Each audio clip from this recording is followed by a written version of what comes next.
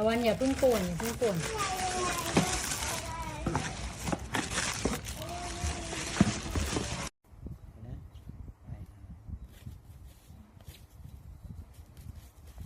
ยาก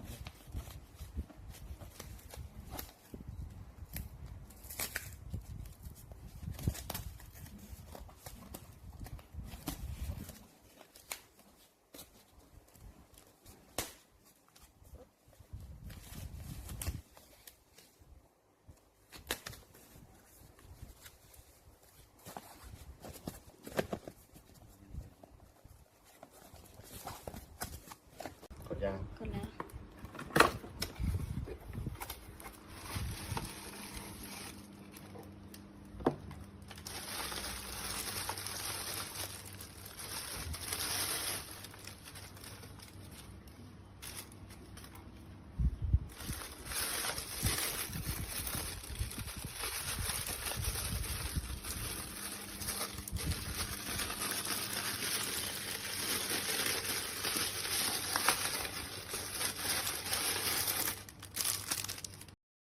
ขนนอกที่พูด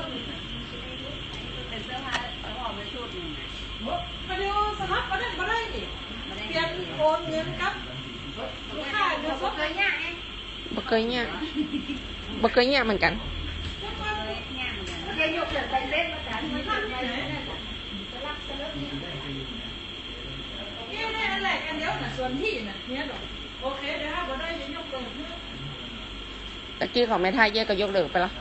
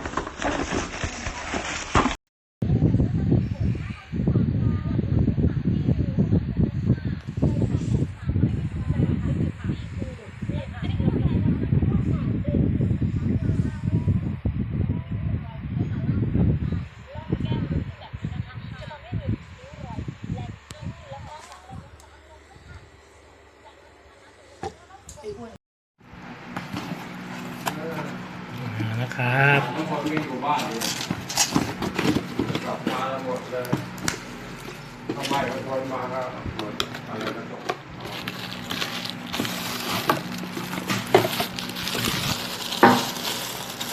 โอเคให้ตัวเพื่อนเลย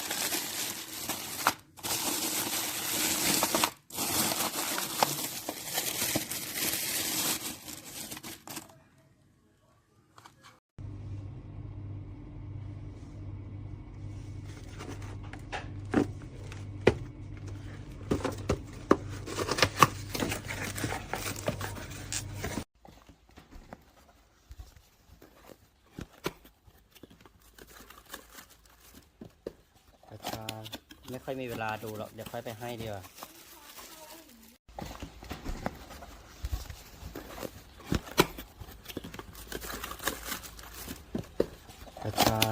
ไม่ค่อยมีเวลาดูหรอกเดี๋ยวค่อยไปให้ดีกว่า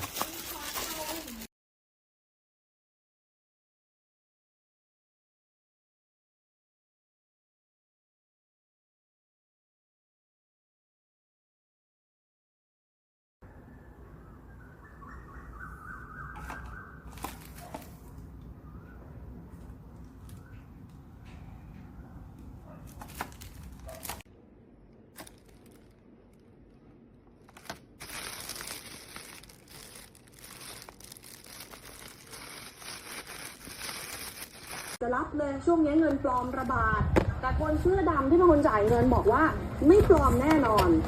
ทางเจ้าของร้านเสื้อเขียวก็บอกลงรับเงินแต่ว่าแยกแบงค์พันที่รับ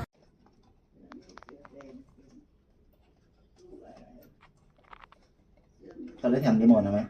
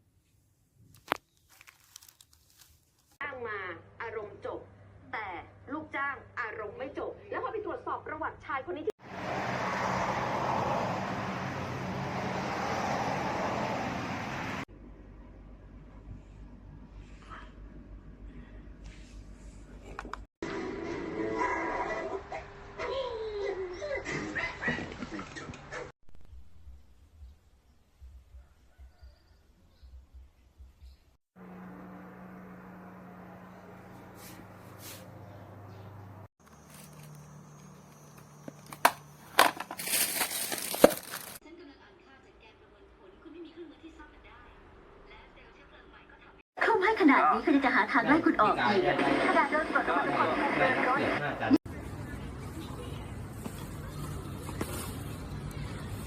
เริ่มเลยเนี่ยเราเลยแอบ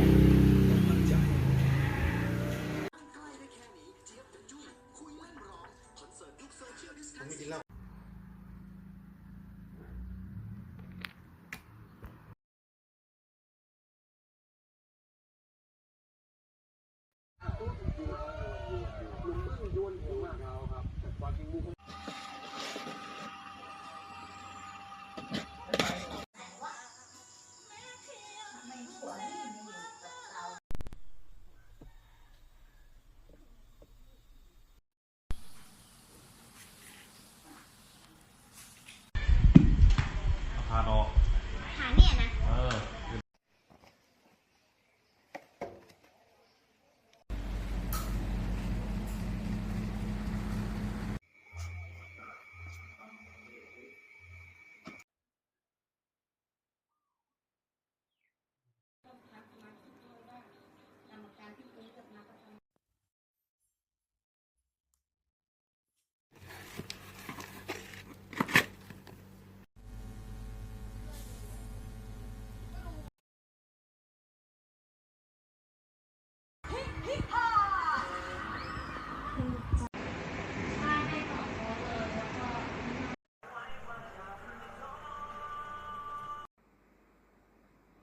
ถ่ายตรงนู้นดิถ่าย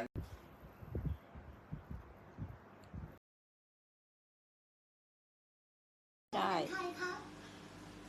เ